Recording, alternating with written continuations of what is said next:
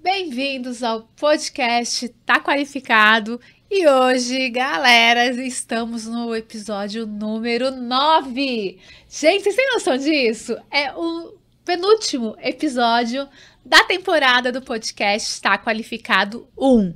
Se você tá gostando desses podcasts, dos convidados que eu trouxe, deixa o seu like, compartilha com seus amigos, acione o sininho, porque a temporada 2 tá chegando também, tá chegando com tudo, tá? Se você achou já incrível essa temporada 1, a temporada 2 vai ser mais incrível ainda, com outros convidados, e vai ter outros temas também, que não vão ser temas técnicos, vão ser temas motivacionais, temas de saúde mental. Então fiquem ligados aqui, que tem muita novidade para vocês, hein?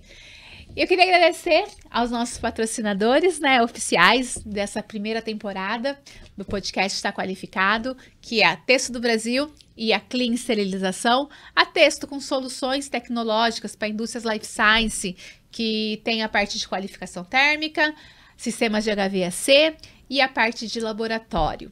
E a Clean Esterilização, com esterilização por óxido de etileno, que faz hospitais e algumas indústrias, que são farmacêuticas, indústrias alimentícias, indústria do mapa, de veterinárias, né?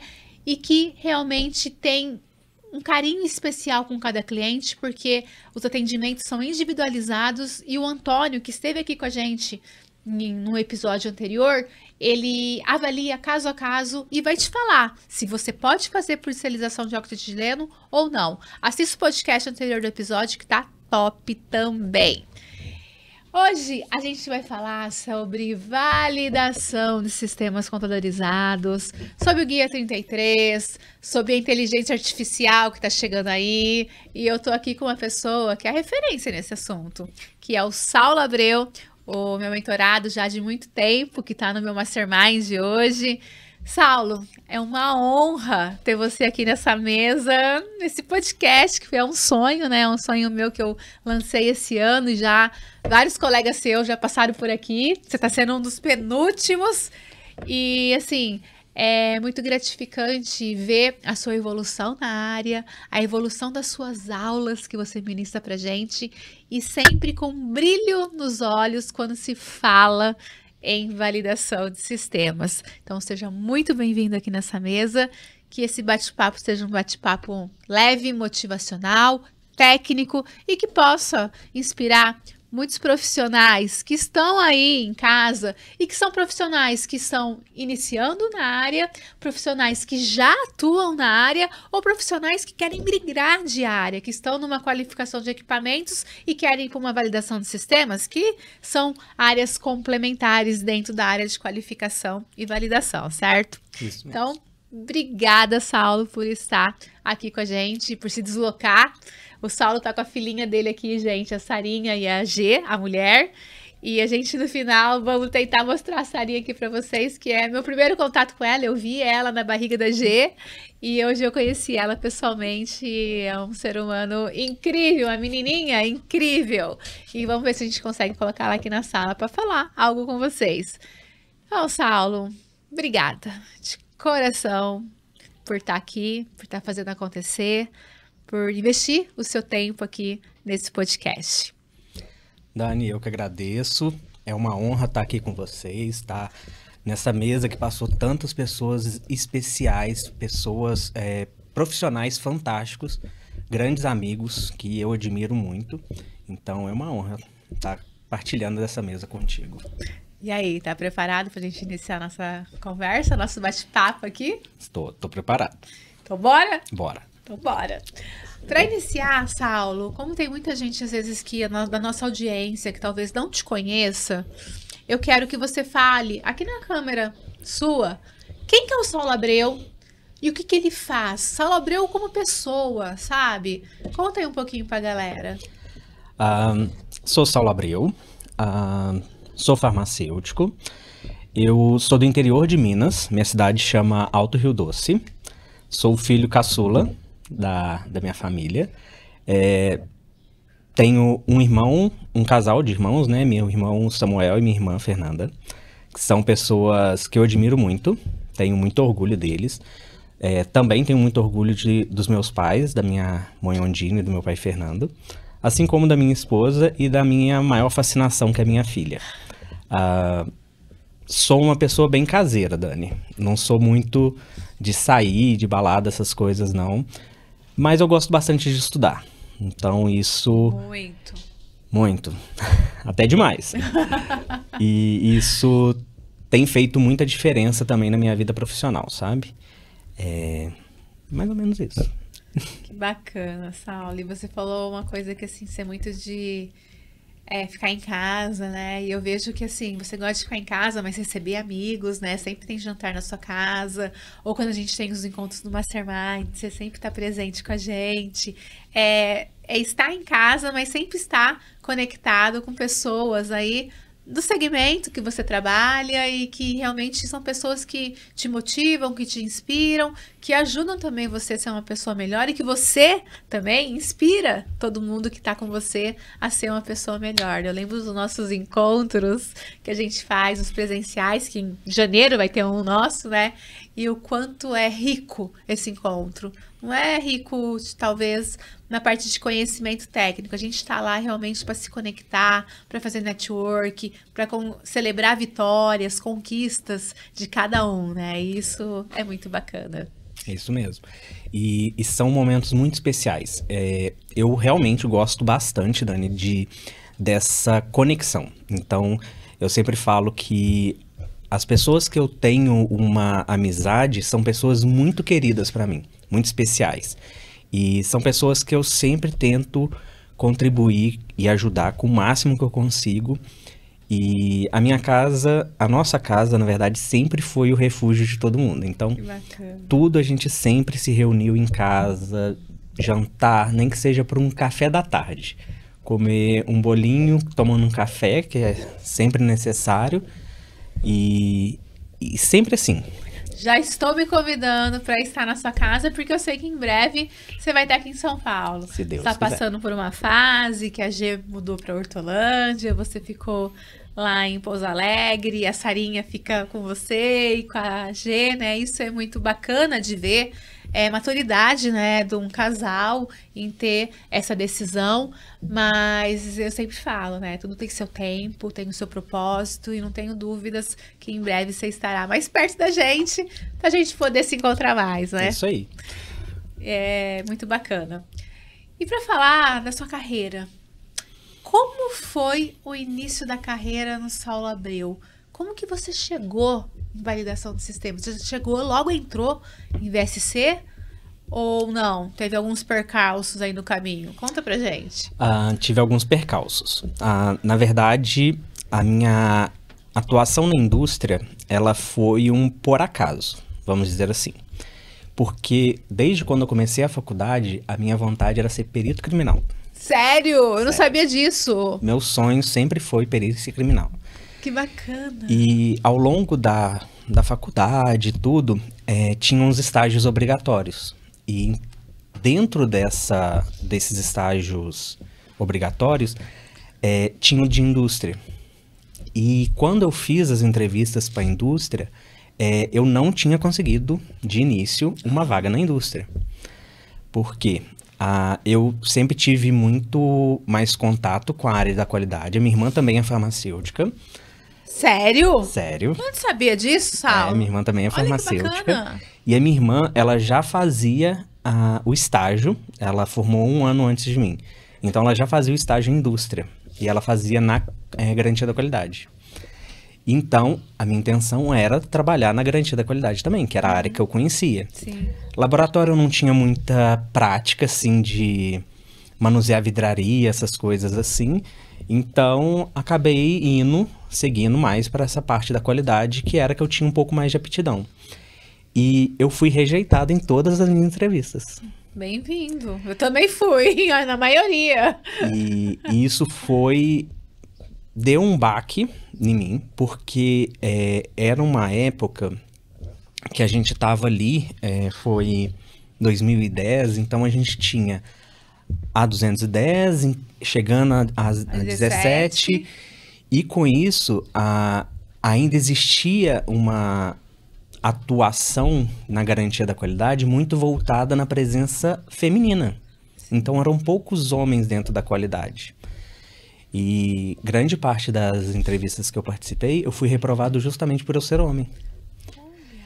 E só que aí eu consegui uma vaga de estágio na atividade de validação, processo e limpeza, no segundo turno. Então eu entrava 3h30 da tarde e saía 00:15. Aí consegui esse estágio, aí fui, tomei um amor gigante e nesse estágio eu fui muito desafiado. Então nesse estágio eu comecei a provar muito o meu conhecimento. Então eu fui desafiado a montar um plano mestre de validação de limpeza, acompanhar diversos processos, identificar pontos de melhoria, pontos de amostragem, qualificação de equipamento, calibração. Então nisso eu fui amadurecendo e me desenvolvendo, agregando conhecimento nessa área. E quando eu terminei o estágio, eu voltei, fiquei 2 meses na minha cidade, logo depois que eu me formei, e eu comecei a dar aula para o estado. Então eu dei aula para o ensino fundamental, inclusive para uma turma que era de um primo meu, dei aula de ciências, e eu sempre falei, e eu sempre me desafiei a dar o meu melhor. Então eu tenho sempre esse propósito, é um ensinamento que meu pai sempre falou muito com a gente isso, que tudo que a gente fosse fazer, a gente tinha que fazer com o máximo de vontade e de vontade de crescer naquela atividade, de desempenhar o seu melhor. E com isso, eu instiguei muito esses meus alunos no desenvolvimento de habilidades. E dentre essas habilidades, eu estimulava muito o estudo, que eu acho extremamente importante, sempre gostei bastante. E eu levava experiências. Então, praticamente todas as minhas aulas tinha uma experiência voltada para o tema da atividade. Que bacana. Então, desde um sistema de tratamento de água até uma experiência para detecção de solubilidade de particulados presentes na água contaminada, por exemplo, de rio, essas coisas. Que a minha cidade é uma cidade pequena, lá em Alto Doce, interior de Minas. Então, trouxe tudo isso ali para eles, sabe? Tentando literalmente ampliar um pouco do universo que eles tinham naquela época, né? Depois disso, eu tive uma oportunidade na região metropolitana de Belo Horizonte. Então, fui embora para Santa Luzia, trabalhei em Santa Luzia durante 4 anos.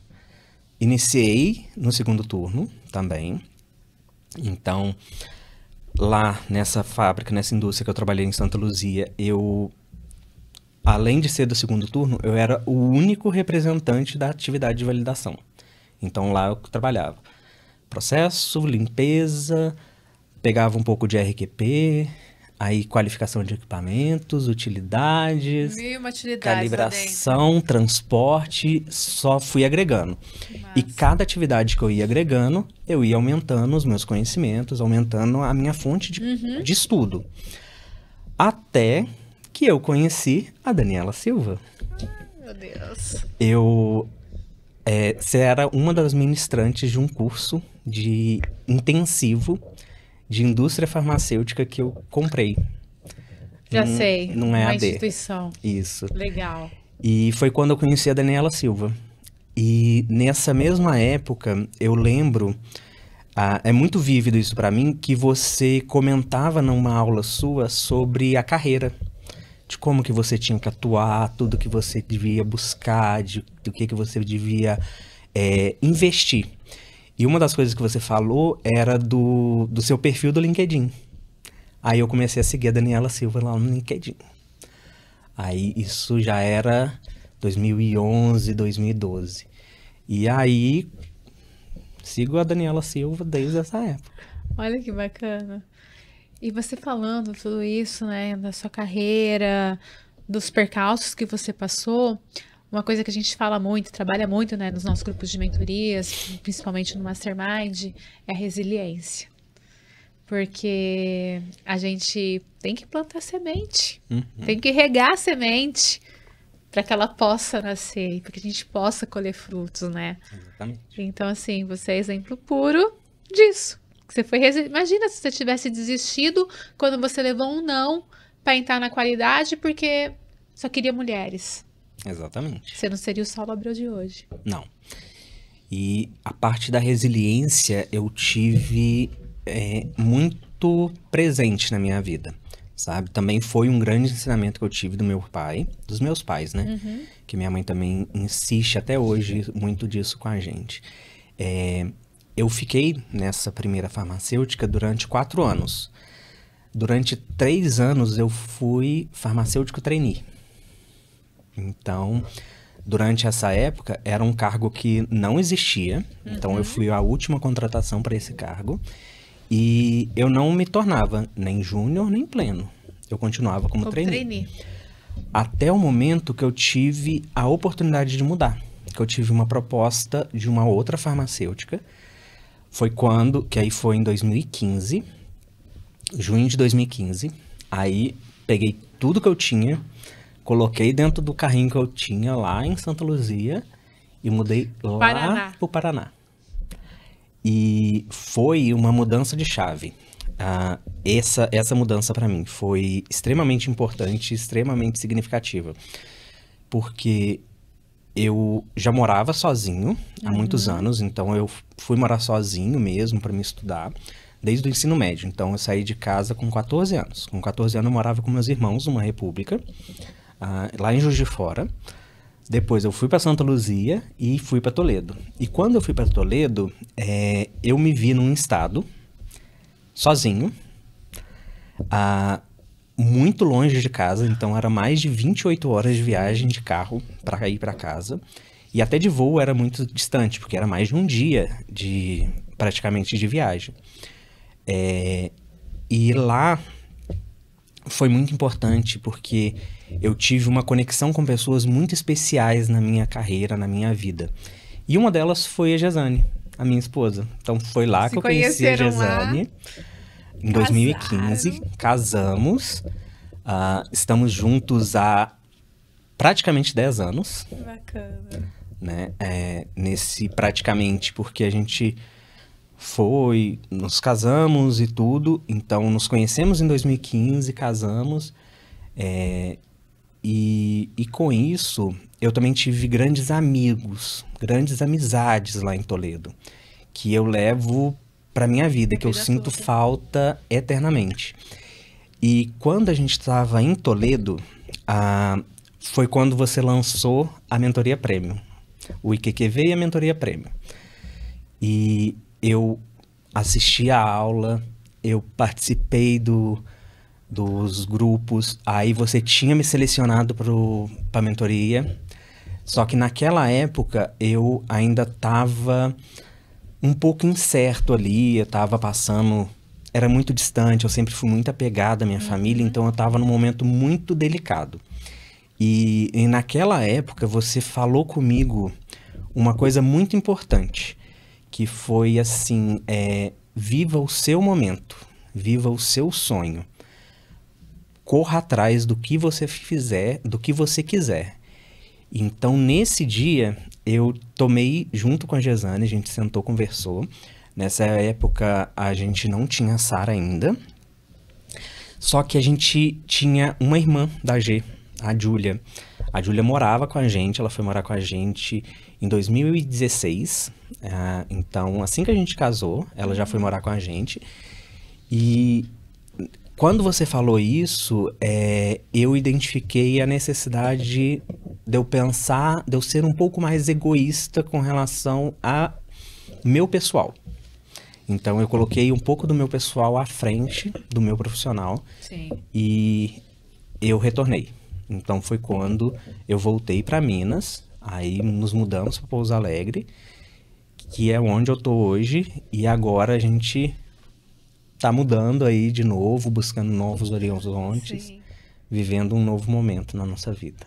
E a gente tem uma história parecida, porque eu, Daniela, também, eu me formei em São Carlos, fui fazer estágio em Suzano, depois de Suzano eu fui para Guarulhos, numa multinacional, aí depois eu fui para Jaguariúna, depois para não foi para Embu das Artes, foi primeiro para Santana do Parnaíba, depois eu fui para Embu das Artes, fui para Rosário na Argentina. Então assim, é para mostrar para a turminha que tá em casa, gente, que nem sempre o caminho vai ser fácil. O caminho vai ser árduo, a gente vai ter que ter abdicações, como o Saulo comentou, de ficar longe da família. Eu morei em Rosário por 3 meses, eu morei em Araucária por 4 meses. E morei em Recife por 1 ano. Então, assim, é algo que a gente tem que se arriscar se a gente tem um sonho. É aquela coisa, a gente tem que realmente falar, olha, meu sonho daqui 10 anos é eu estar assim, né? Ter uma meta. E para que essa meta aconteça, algumas abdicações a gente tem que fazer. Isso é muito bacana, que a nossa história um pouco se complementa em relação a isso, né? É bem bacana. E Saulo, falando nisso, qual foi o momento que você se interessou por validação de sistemas dentro de toda essa trajetória aí que você teve? Quando eu fui para Toledo, eu tive uma dedicação na minha carreira. Então eu fiquei mais focado e dedicado à qualificação de equipamentos. Tá.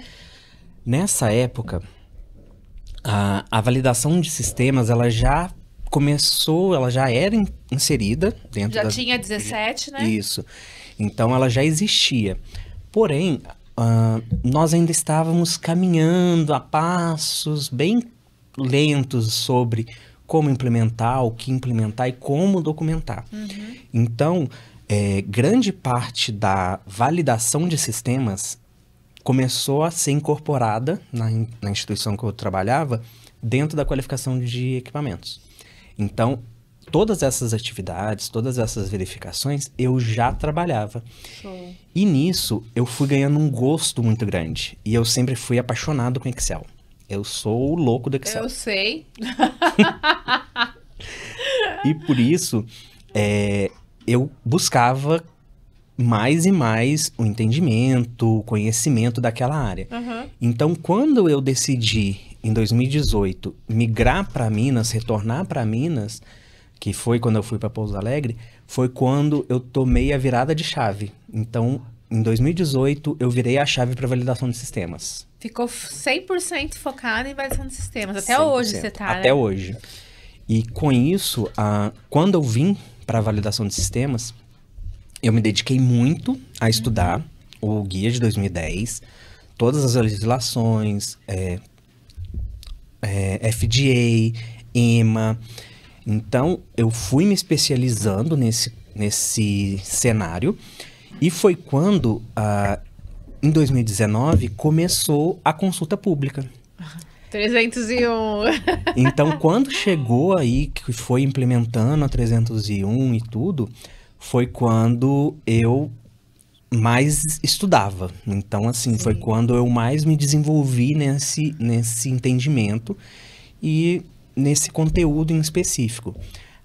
Participei de várias reuniões com a Anvisa, vários treinamentos, busquei cada vez mais, tentei passar tudo que eu tenho de conhecimento, tento passar isso o máximo que eu consigo para todas as pessoas, porque é uma coisa que eu sempre pensei, conhecimento não é nosso, conhecimento a gente precisa sempre compartilhar, é importante esse tipo de compartilhamento. Com certeza. Então, eu sempre busco e principalmente levar o desenvolvimento para o próximo.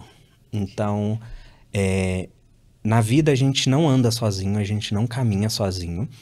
Então, o mais adequado é sempre nós compartilharmos. Então, o compartilhar para mim é um ensinamento, é uma premissa de vida. Então, eu sempre busco isso. Mas foi exatamente em 2018 quando eu virei essa chavinha para a validação de sistemas. E bacana, né? Você falando disso, que você foi focado em validação de sistemas. Em 2021 veio a publicação do nosso primeiro livro, né? Exatamente. Você falou sobre um item novo que entrou na IN normativa, Isso mesmo. que era a qualificação de infraestrutura. Exatamente. Que é o capítulo 9 Isso. desse livro. Para quem não tem esse livro, gente, tá à venda na Amazon, tem link da Amazon. Ou procurem o Saulo, que ele tem esse livro aí para poder estar enviando para vocês, porque é um capítulo muito importante, porque foi a primeira vez que veio numa legislação a qualificação de infraestrutura. Exatamente. E deixando claro que como as legislações são um pouco...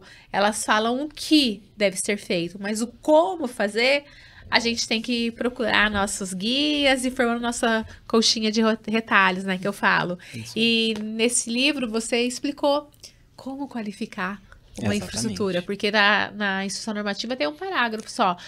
A infraestrutura deve ser qualificada, não é? Exatamente. E aí você correu atrás de como fazer, estudou pra caramba e lançou esse livro. Exatamente. Que bacana, Saulo.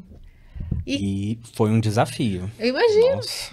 Imagina. E a gente deu aulas depois sobre isso. A gente fez palestra no lançamento, né, do livro, que a gente ficou numa imersão aí de 12 horas. Isso aí. Cada autor dando uma palestra, foi bem bacana.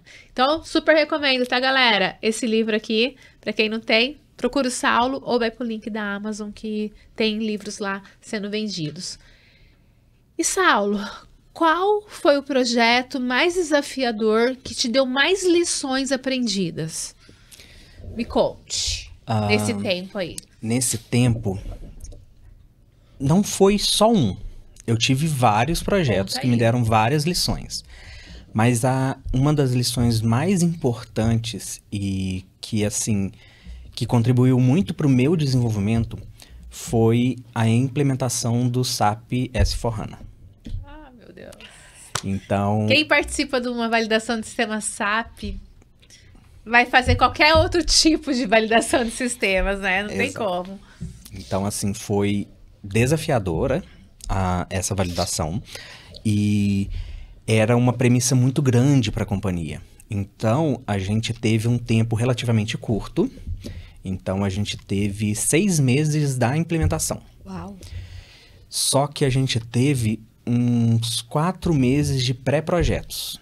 Então, dentro desses pré-projetos, a gente fez sanitização de transações Y. Então, a gente tinha cerca de 2.000 transações customizadas no sistema.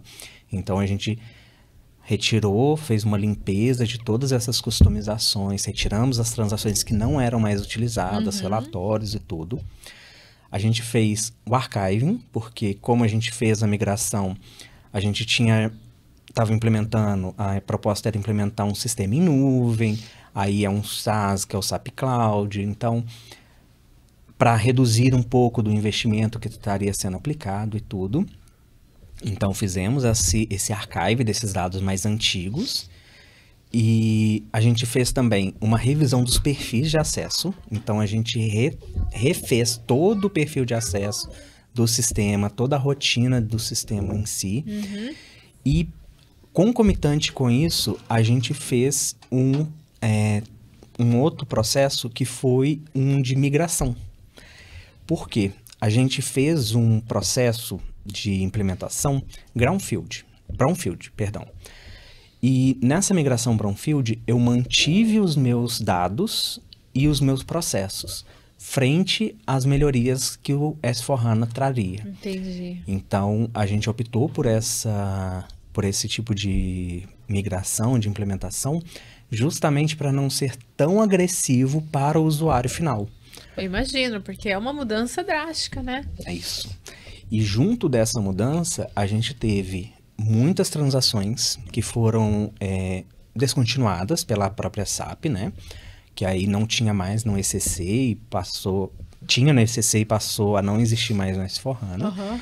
E a gente também teve algumas mudanças de sistemática. Então, implementação de processos um pouco mais robustos, a gente buscou mais projetos standard do sistema, ao invés dos customizados.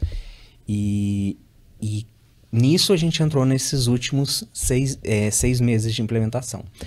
E nesses 6 meses de implementação, o maior desafio foi o gerenciamento disso tudo.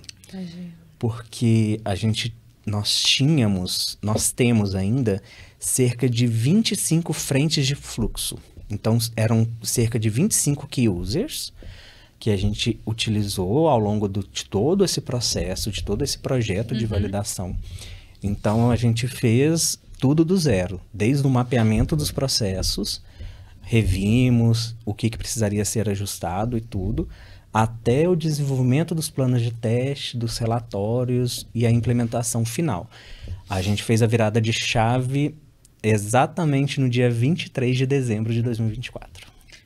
Eu lembro. E eu lembro que nessa época você levava trabalho para casa. Lembra? Você estava nas aulas, gente, estou aqui trabalhando a pasta aqui para poder dar conta do prazo, né? Do prazo. Que vocês tinham para entregar. Mas assim, é bom que foi uma equipe multidisciplinar, né? Você tinha, não tinha só você, tinha outros analistas da sua equipe participando, fora o fornecedor dando todo o suporte. Exatamente. Que bacana. E conseguiram no prazo mesmo? Conseguimos no prazo. Que foi estipulado. Que foi estipulado. Então, no dia 7 de janeiro foi feito, porque a gente entra num freezing do sistema. Então, o freezing foi iniciado justamente no dia 26 de dezembro.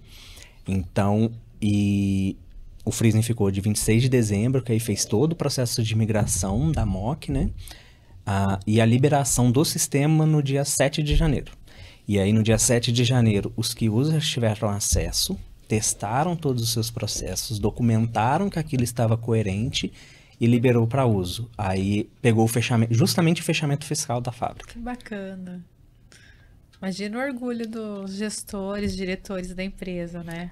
Nossa, foi... Porque a gente sabe que para fazer uma validação de um sistema mais complexo, categoria 5, como o SAP, ou SAP HANA, uma TOTUS, tem empresas que levam anos para fazer validação.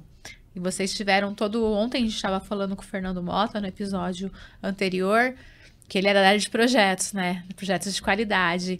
E ele a gente falou muito de cronograma, de atendimento ao cliente, dos analistas estarem presentes, a gestão também está presente para gerenciar, né? Para ajudar, se é a interface, o moderador, para poder ajudar entre com o fornecedor ou não, para que realmente cumprisse o prazo. Que a gente tem um gap aí, né? Às vezes, em cronogramas, que a gente até comentou ontem também.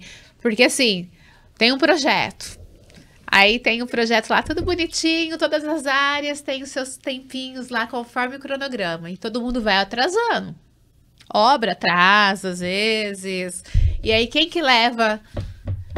Fica com o último prazo? Qualificação e validação. Talvez algo que a gente tinha que fazer em 3 meses, a gente tem que se virar em 20 dias, né? Exatamente. Eu sempre falo isso, que é o desafio maior da área de qualificação e validação quando é projeto novo, é o prazo final. Exatamente. E esse foi realmente um desafio. Mas aprendi muito. Com certeza. Nos projetos da escrita dos livros, peguei muitas dicas contigo sobre como controlar, como cobrar com jeitinho, bem tranquilo, assim. E eu consegui essa parceria muito grande, sabe? Com o time como um todo, assim, dos key users, até os analistas que me ajudaram da minha equipe, são pessoas fantásticas, eu tenho muito orgulho deles, e eles me ajudaram realmente bastante nesse processo. Comprar a ideia, né? Comprar a ideia, vestir a camisa e bora fazer acontecer. É isso que a gente precisa, né? De profissionais que estão entrando. E aí, falando desse livro aqui, que você também está presente, do Qualidade 360, um novo olhar sobre as tendências e boas práticas, o seu capítulo é o 4, e você fala, ainda foi antes desse projeto, né, que você escreveu, o capítulo é Desmistificando a área de validação de sistemas, porque muita gente acha que é uma área chata, complexa e é um monstrinho. E não é. Se você seguir o método, que a gente tem um método, tem guia CFR Part 11, tem o guia 33 para a gente poder estar seguindo o método, a gente consegue fazer a implementação e desmistificar esse termo de ser uma validação complexa, difícil e que muita gente às vezes não quer atuar na área por causa disso. Exatamente.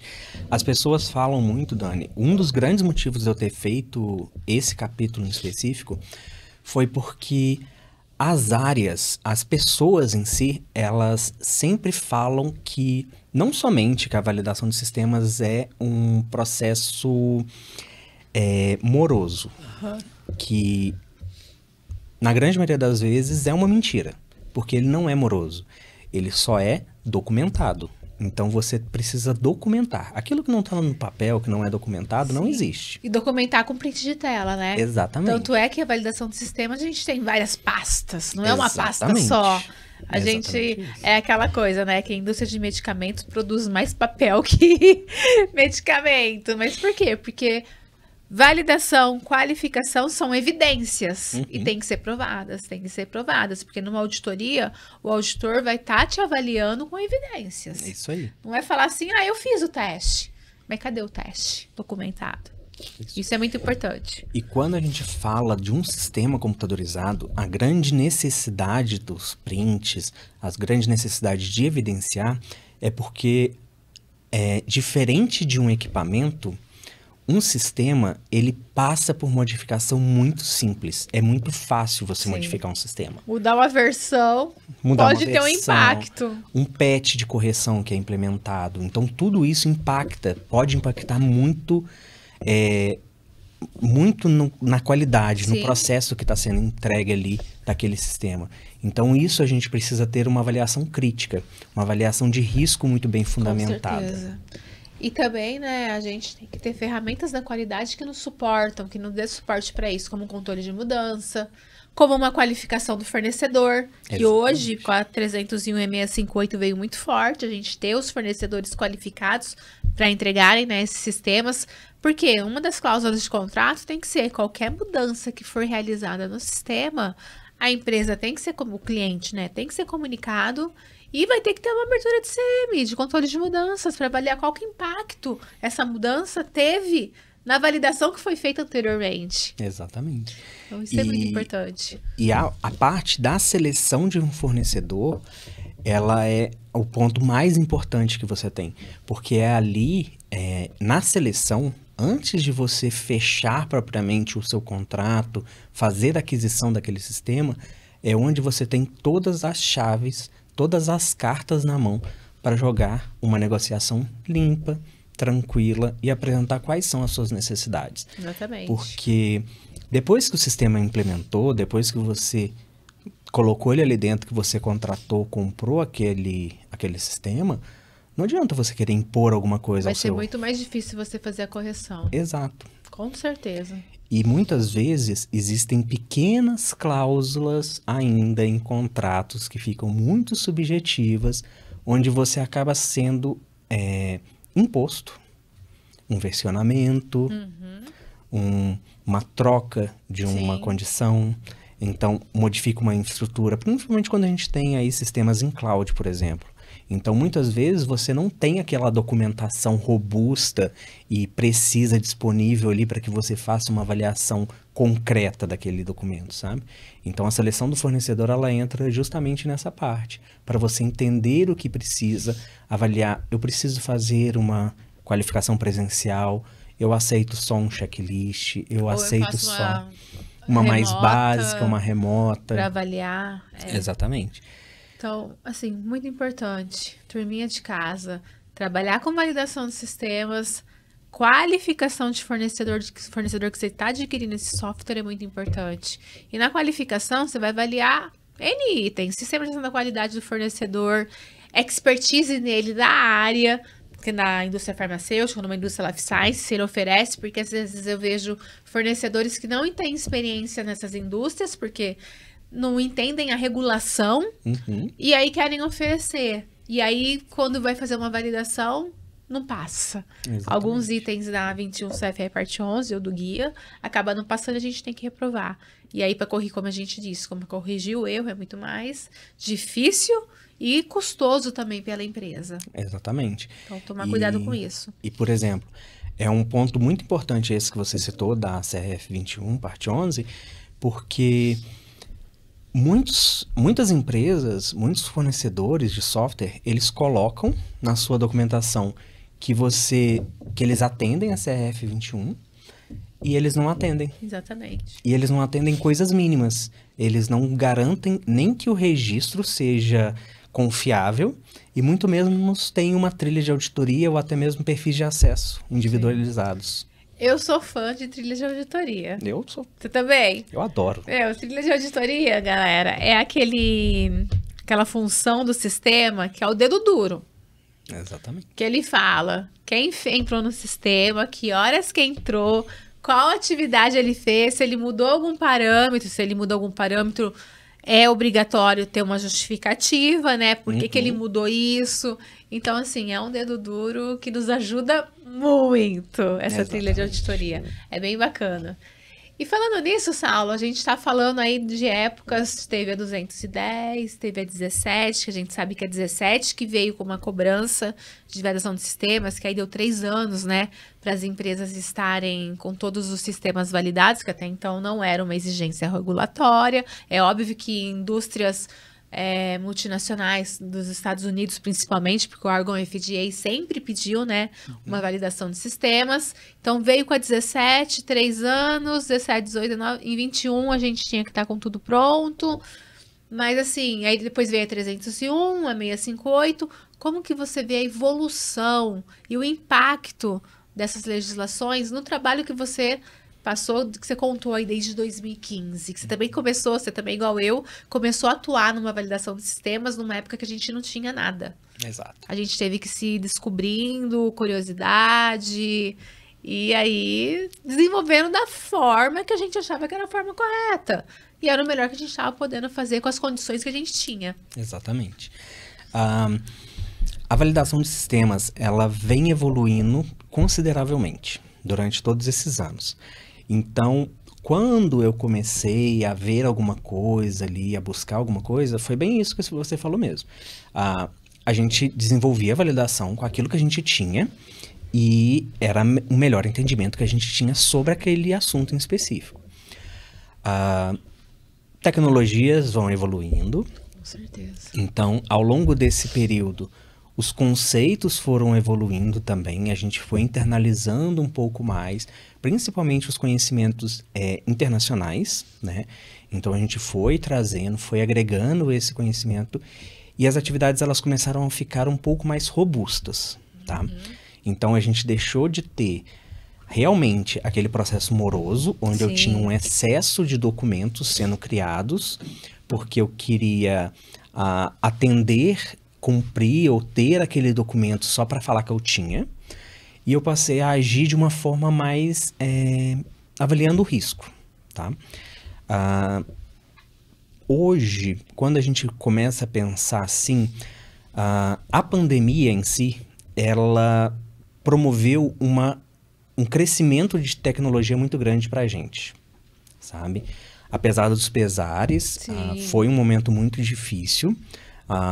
Pessoalmente, eu tive um momento muito delicado nessa época.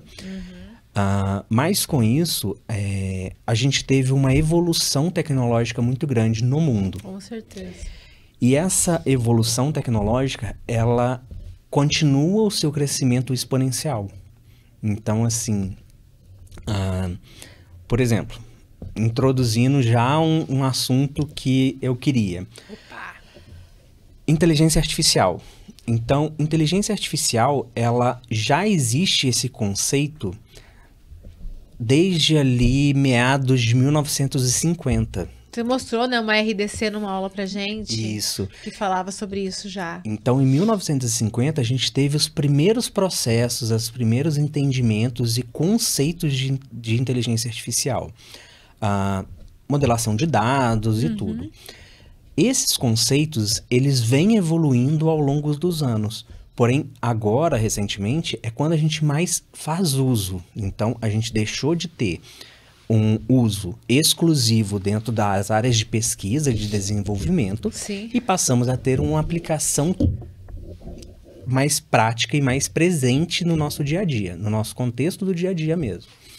Então, mas pegando esse gancho assim, hoje a gente já tem teorias sendo publicadas, por exemplo, de que os filmes de ficção científica lá que a gente assistia quando a gente era criança, quando a gente estava adolescente ali, que a inteligência artificial existente hoje, ela já está fazendo a programação das futuras inteligências artificiais, que vão realmente simular um sentimento, proposta de interpretação de um contexto, de uma leitura, de todo esse universo de ficção científica que a gente tinha, onde, por exemplo, eu fui muito marcado por Star Wars, eu fui muito marcado por Star Trek.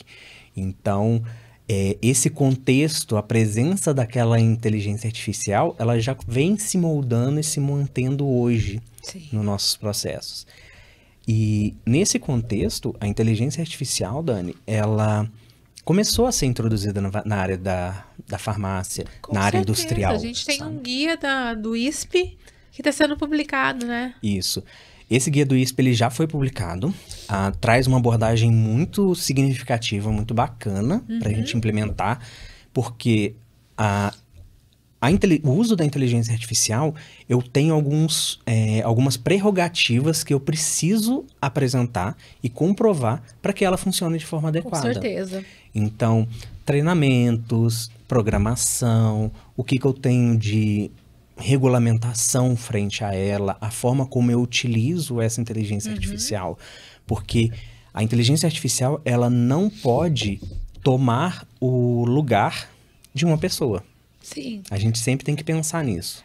É o que a gente estava falando hoje com a Mari, que a parte regulatória, a Anvisa já trabalha muito com IA, né, com a inteligência artificial, e a gente estava falando, não é que vai substituir o ser humano, mas o ser humano, um analista, um coordenador de uma área de avaliação de sistemas, vai ter tempo para quê? Estratégia. Exatamente. Para realmente deixar mais robusta a documentação, a estratégia de validação, tudo isso vai nos ajudar, porque para você trabalhar com uma IA, você tem que saber treinar ela muito bem. Então, assim, tem que ter especialização, fazer cursos, porque senão, eu até comentei ontem, não adianta escrever um relatório com uma IA, ou um desvio com uma IA. Eu já recebi desvios concluídos com IA, com palavras que não faziam parte da realidade da empresa. Palavras muito bonitas, né? Porque a IA escreve muito bem. E aí, assim, você batia a cara, era batata que aquilo lá era inteligência artificial. Então, a gente tem que também tomar um cuidado, porque por mais que a gente aplique IA, uma revisão vai ter que ser feita. Sim. Não tem como. Não tem como. E além disso, a gente tem alguns mecanismos quando a gente utiliza a inteligência artificial onde você induz a inteligência artificial.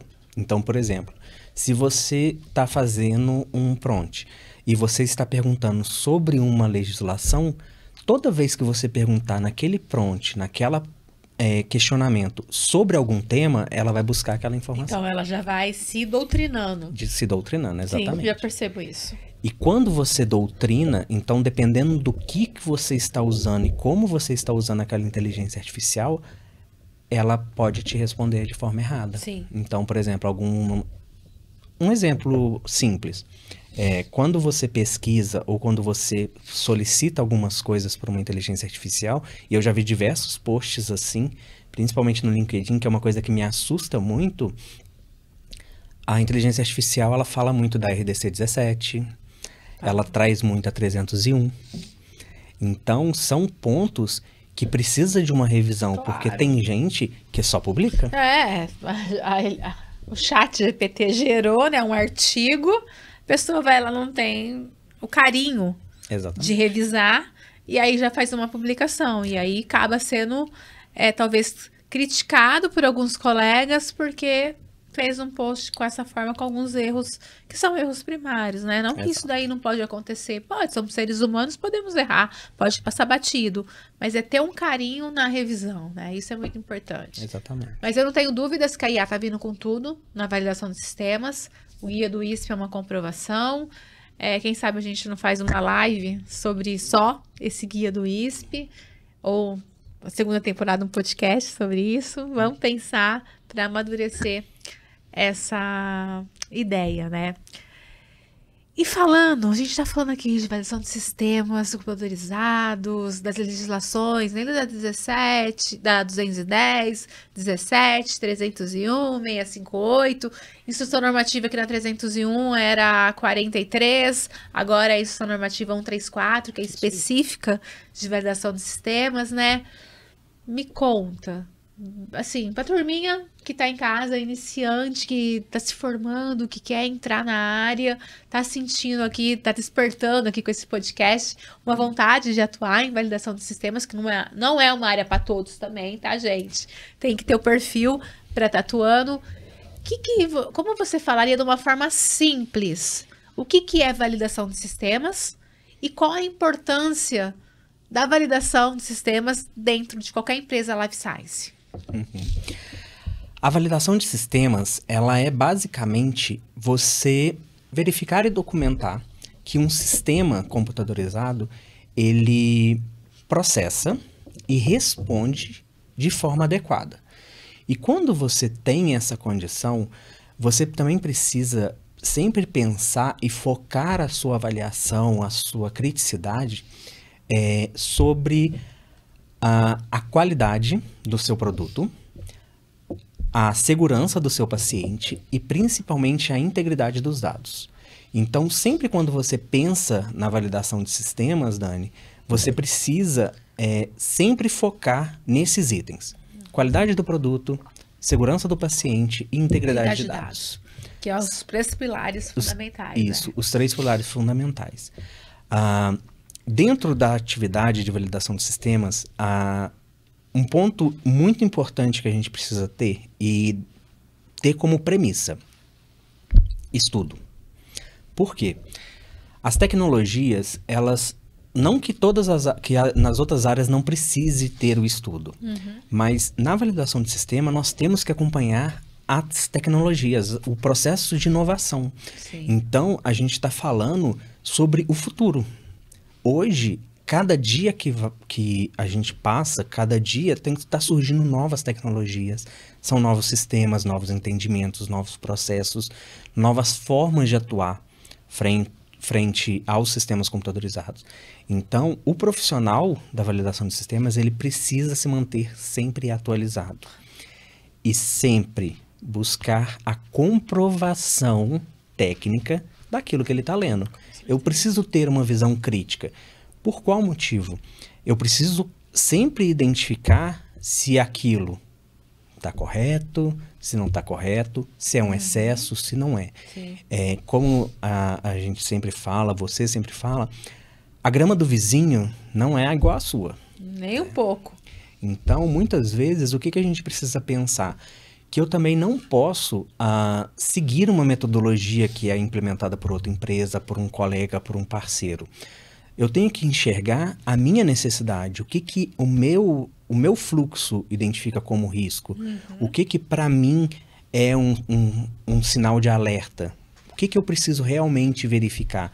E eu preciso avaliar criticamente como eu vou implementar aquilo ali. Sim. E manter, Com certeza. que é o mais difícil. A manutenção é o mais difícil que a gente tem quando a gente fala da validação de sistemas. Com certeza, né? E falando nisso, né, a validação de sistemas, ela é a única validação, ou tipo de validação, qualificação, que quando você tem o estágio inicial do projeto, a parte operacional que vai para campo, o QD, muitas vezes a gente a gente testa em ambiente de teste para depois migrar para o ambiente produtivo, e aí sim o QD vai para o ambiente produtivo e a gente está avaliando o nosso sistema por um período de tempo, né? Isso. Mesmo conceito de uma avaliação de processo, não segue isso. Mas o que você falou aí dos pilares, o pilar da integridade de dados, a integridade de dados vai garantir a qualidade do sistema e vai garantir a segurança do paciente. Por quê? A gente estava mostrando, né, que os data loggers, ou um sistema Saveris, que é um sistema que monitora a temperatura e umidade do nosso depósito, né? Esses sistemas, esses instrumentos, eles são sistemas que fazem medição de temperatura e umidade, e alguns têm medição de pressão. E eles têm o que a gente falou do auto-treio, né? A gente consegue saber que horas que ocorreu o alarme, o tanto de temperatura que teve uma excursão. Isso é muito importante, porque isso que tem que estar documentado. Exatamente. Pra gente, se precisar abrir um desvio, para fazer uma investigação de desvio, que hoje está muito forte a parte de investigação de desvio, aplicar uma ferramenta da qualidade para realmente entender a causa raiz. Esses sistemas que fazem parte do instrumento é muito importante. E a gente está falando aí de antigamente, né? Na 210, talvez, um datalogger desse não fazia tanto sentido, porque tinha o software básico que não era validado. Exato. Agora já não é mais aceito você comprar um software básico que não tem validação. Você tem que comprar um software com a validação para comprovar realmente que a integridade de dados vai ser seguida. Exatamente. E é muito interessante esse ponto, Dani, porque assim, esses sistemas hoje, eles começaram a trazer esse conceito, implementando esse preceito da integridade de dados muito forte. E é extremamente importante, porque você defende aquela excursão, você avalia criticamente aquele processo e avalia principalmente assim, houve problema? Eu interferi na qualidade do meu produto, do meu processo? Eu tive ali alguma degradação daquele produto em si? E qual o impacto disso? Com certeza. Então, hoje, por exemplo, antigamente, as empresas elas tinham muito medo de apresentar uma excursão, por exemplo. A gente falou isso ontem. A turma tem medo de apresentar desvio. Prefere não abrir o desvio. Exatamente. E, claro, corrige, mas não abre o desvio. Mas a abertura do desvio, uma não conformidade, é bem vista por uma inspeção, por uma auditoria de cliente. Por quê? A gente está mostrando que a gente tem um sistema de qualidade maduro, que se houver um desvio, a gente vai abrir esse desvio, vamos investigar, vamos chegar na causa raiz e vamos implementar ações corretivas e preventivas para solucionar esse desvio. Exatamente. Ponto. E até dentro de um estudo, de um ciclo de vida da validação de sistemas, é extremamente importante você documentar os seus desvios, porque é assim que você vai mostrar que você não tem uma documentação fake, que não é só uma documentação para você ter o papel. E também, uma coisa muito importante sobre essa investigação, esses desvios de validação em si, Dani, é que você mostra que você está documentando aquilo. Pois é. Porque a partir do momento que você toma o pressuposto de que aquele desvio você pode omitir, você já está ferindo a integridade de dados. Com certeza, porque como você vai garantir uma rastreabilidade, um histórico, se realmente ocorrer um desvio lá na frente? Exatamente. A nossa memória é fraca, né? E por mais, pode ser que o solo não esteja mais lá na empresa, que presenciou esse desvio que não foi aberto. Exatamente. E aí, como que vai dar seguimento para uma investigação? É complicado. É complicado, é exatamente isso. E com isso, o que acontece? Você também perde o seu parâmetro de correção, de avaliação daquele risco em si. Então, foi um risco que eu não calculei, eu não pensei na hora de construir a minha matriz de risco, o meu gerenciamento de risco. Será que eu preciso de uma medida mitigatória, auxiliar, comprobatória? Eu preciso verificar isso novamente? Quanto tempo eu preciso rever isso? E quando a gente tem a inteligência artificial, nesse ponto em específico, é um item que chama muita atenção, porque se você doutrina a sua inteligência artificial para certos comportamentos, como que você vai comprovar que o estado validado dela se manteve? Exatamente. É um assunto que dá muita conversa aqui nessa aula. A gente pode ficar aqui 2 horas, 3 horas falando e sempre vai ter algum insight a mais, alguma coisa para a gente poder falar. Isso é muito incrível. Mas aí, falando nessa parte desses desafios que a gente encontra com validação de sistemas, quais são os erros mais comuns que você observa pelas empresas numa atividade de validação de sistemas? Elenca aí alguns. Gerenciamento de risco é um item extremamente, que eu vejo extremamente crítico. Por quê? As empresas muitas vezes elas não sabem implementar um gerenciamento de risco, uma análise de risco mesmo, tá? Então, é um tópico que eu sempre falo com todas as pessoas, sempre debato isso nas minhas aulas também, nos meus treinamentos, de que a gente precisa investir um tempo a mais ali na sua matriz de risco para elencar os riscos reais, tá? A avaliação das estratégias. Então, quando a gente fala das estratégias, por exemplo, você não tem que pensar na validação de sistemas como sendo apenas um documento bonito, um documento a ser apresentado. Porque senão você realmente vai ter um processo moroso. Com certeza. Então você precisa otimizar frente ao risco regulatório ou até processual. Risco sanitário. Sanitário daquele sistema em si. Então, da mesma forma como você não tem que ir com uma... Por exemplo, matar uma barata com uma bazuca, você também não pode pegar todo o seu fluxo, todos os documentos pertinentes e aplicáveis a uma validação de sistemas e aplicar num sistema simples. Sim. Então você bom senso, né? É bom senso. Então você precisa ter uma avaliação de risco, uma avaliação crítica daquele impacto BPX. Sim. E a categorização desse sistema. E isso vem a estratégia. Entendeu? A falta de documentação dos desvios, principalmente, tá? É muito importante, como a gente estava falando, essa documentação, esses pontos críticos mesmo.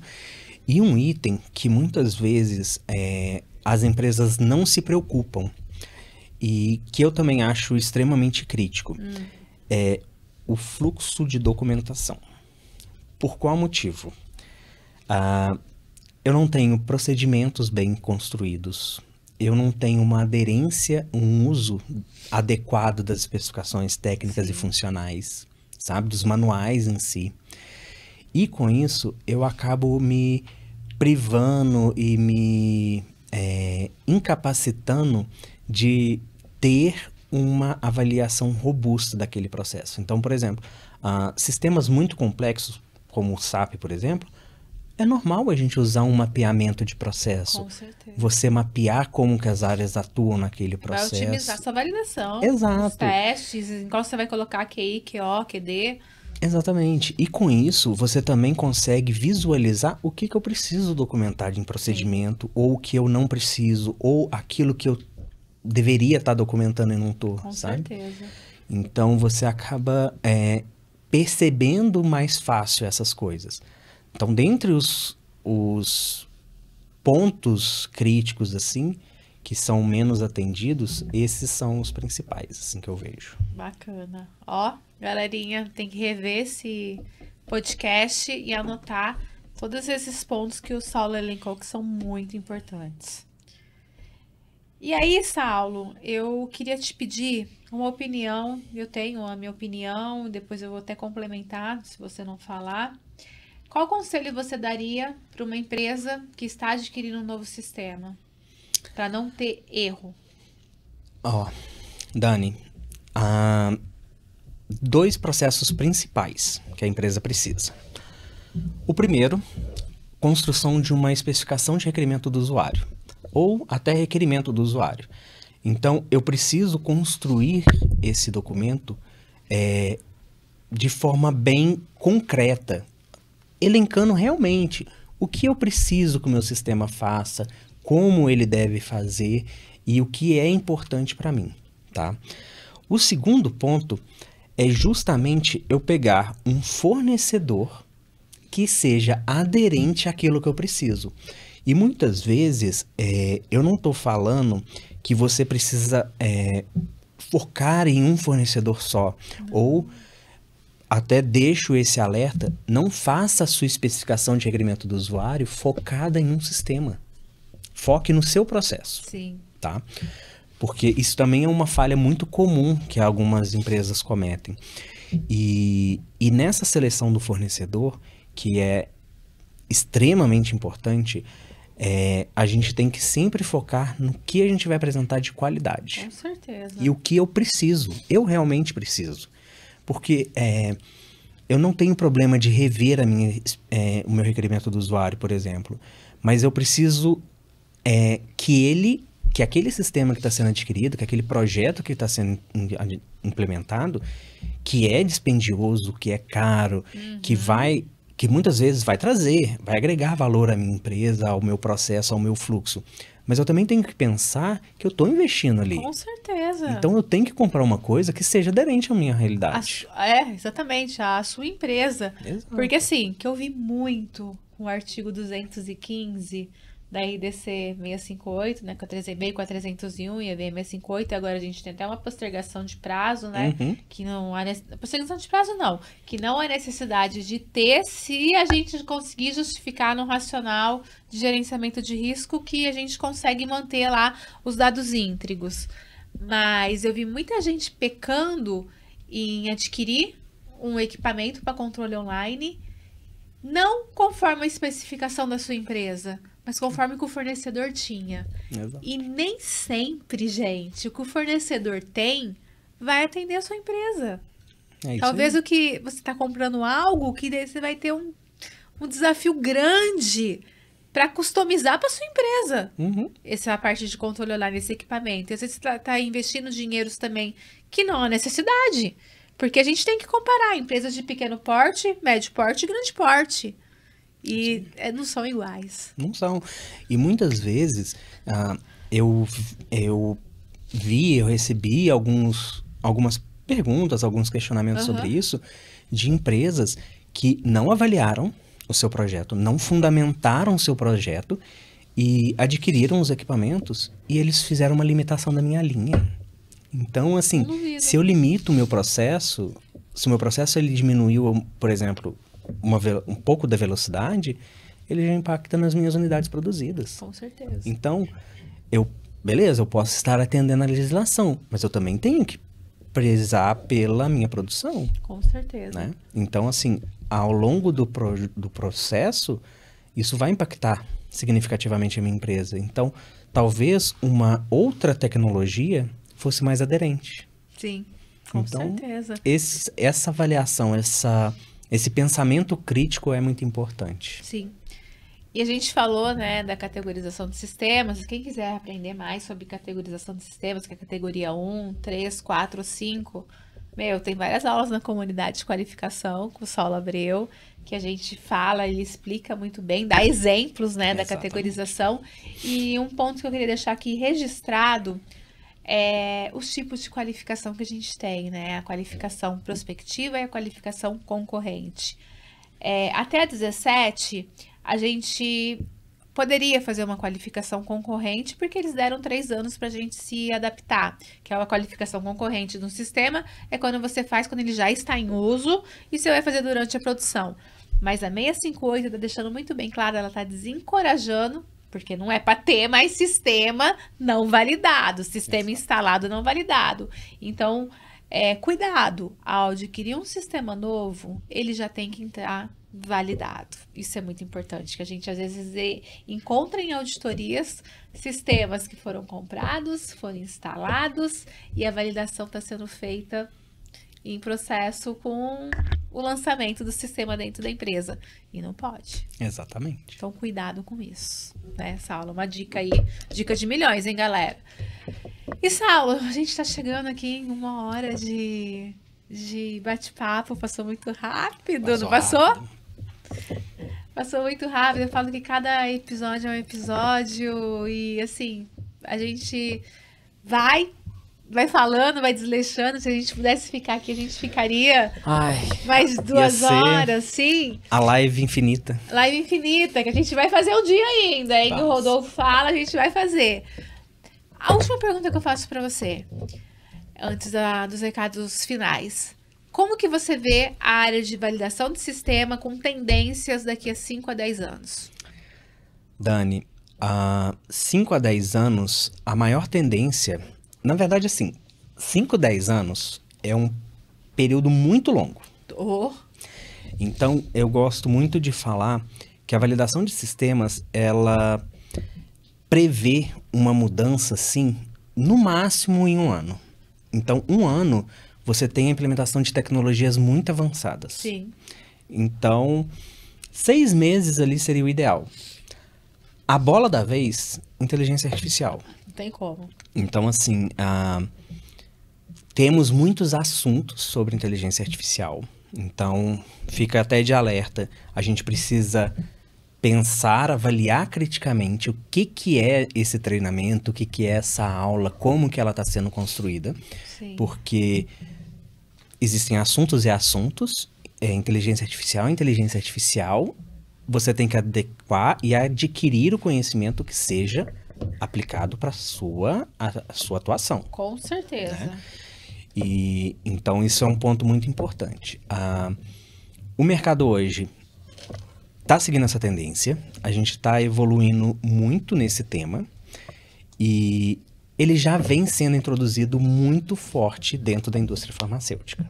Então hoje a gente vê muita inteligência artificial, desde os chatbots de atendimento ao saque, até mesmo resolução de formulações, de problemas de formulação, de solução de desvio relacionado a formulações hoje. Em final de linha, que é algo que você fala assim, poxa, não é uma aula, um equipamento tão crítico, as Kaiser Packs, né? Que pegam todos os cartuchos, montam na caixa e a caixa já vai ser paletizada com um robozinho. Isso aí. Porque a tendência é essa, né? Vem os robôs. Realmente, mas é aquela coisa, gente. O robô não vai. Muita gente fala assim, ai, tá vindo o robô e vai tirar o meu trabalho. Pelo contrário. Ele vai focar, ele vai fazer o trabalho dele, que é o trabalho que muitas vezes algumas pessoas faziam, mas ele vai ajudar as pessoas agora a pensarem estrategicamente, pensarem com um novo olhar, pensarem fora da caixa para que tenham processos sempre muito mais robustos. Exatamente isso. É isso. essa a visão que a gente tem que ter nessa aula. Exatamente isso.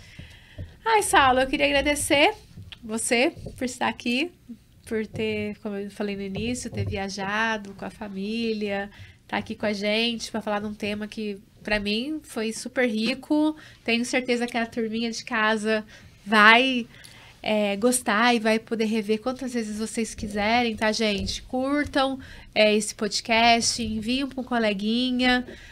Mas eu queria agora que você deixasse uma mensagem final para a turminha que está assistindo, que pode ser iniciantes que estão entrando na área, pessoas profissionais que querem entrar na área, ou profissionais que já atuam na área. Qual que é a mensagem que o Saulo Abreu, diante de toda a sua experiência aí, de passagens por várias empresas, de mudança de cidade, o que você deixaria para eles?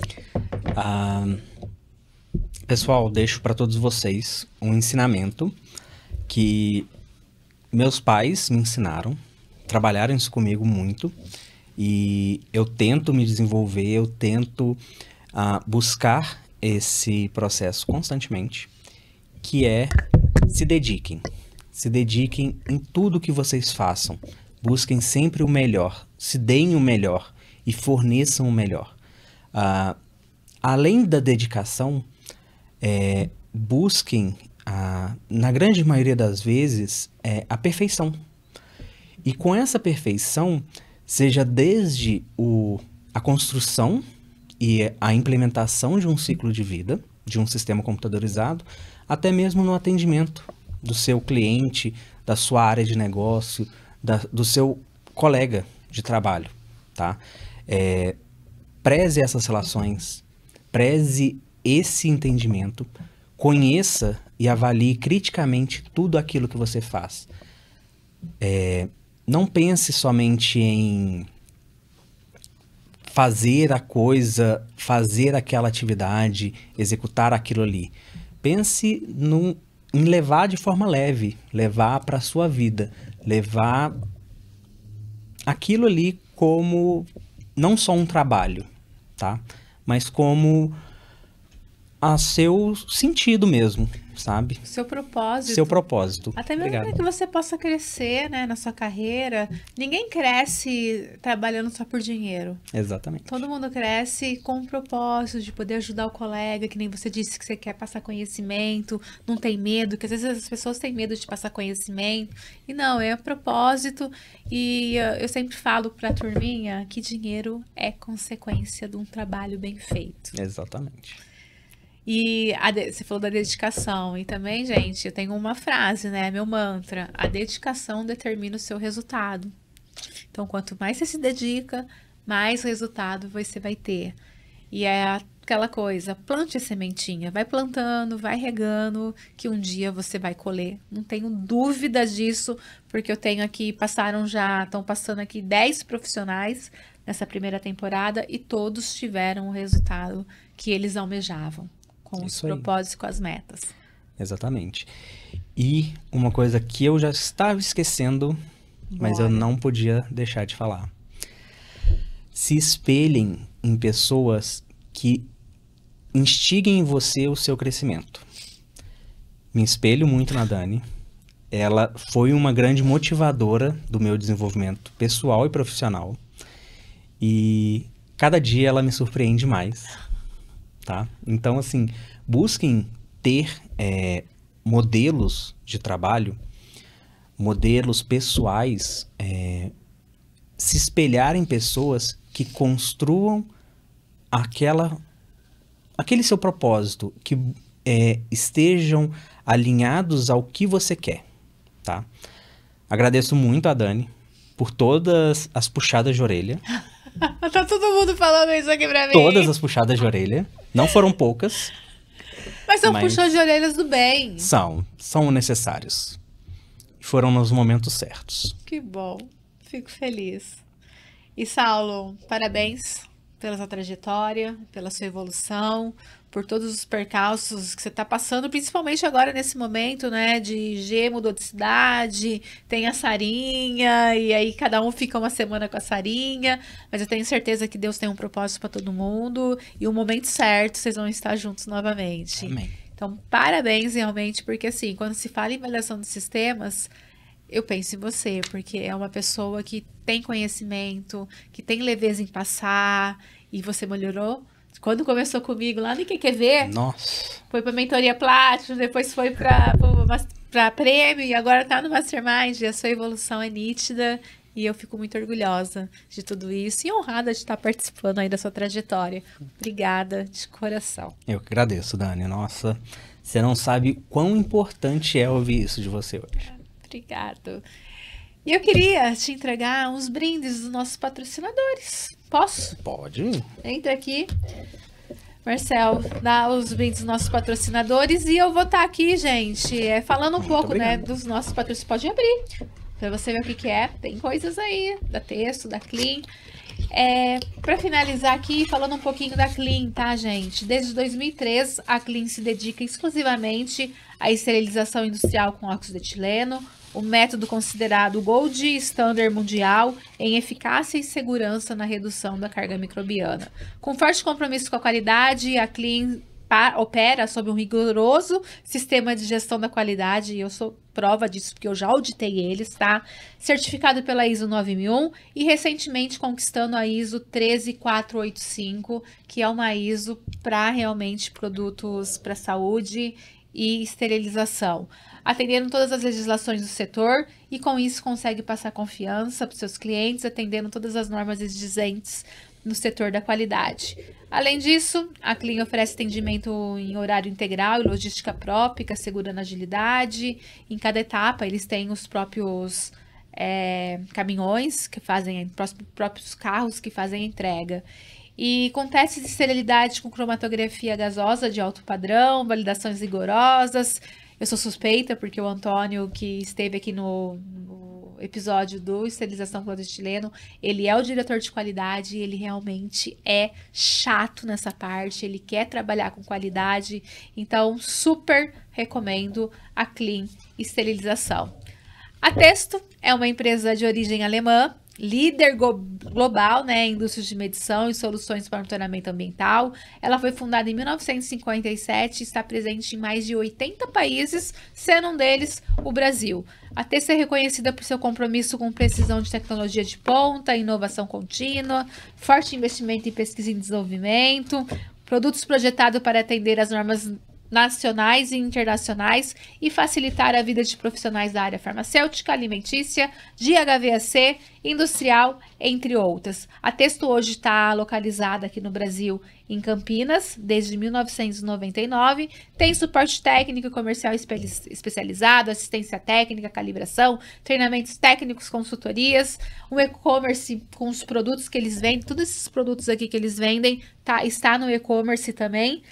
E projetos e instalações de suporte técnico e comercial especializado em todas as fases do processo. Se você quer adquirir algum instrumento, equipamento da Texto, que tem vários, entra no e-commerce, avalia o preço, Mas tem um formulário que a gente vai deixar aqui no podcast que você vai ter 20% de desconto. Então, se você quer realmente comprar algo da Texto, que são instrumentos super com qualidade e validação de sistemas, que é o mais importante, que foi o nosso tema de hoje, manda uma mensagem inbox ou pega aí no podcast o formulário para que você possa ter esse desconto.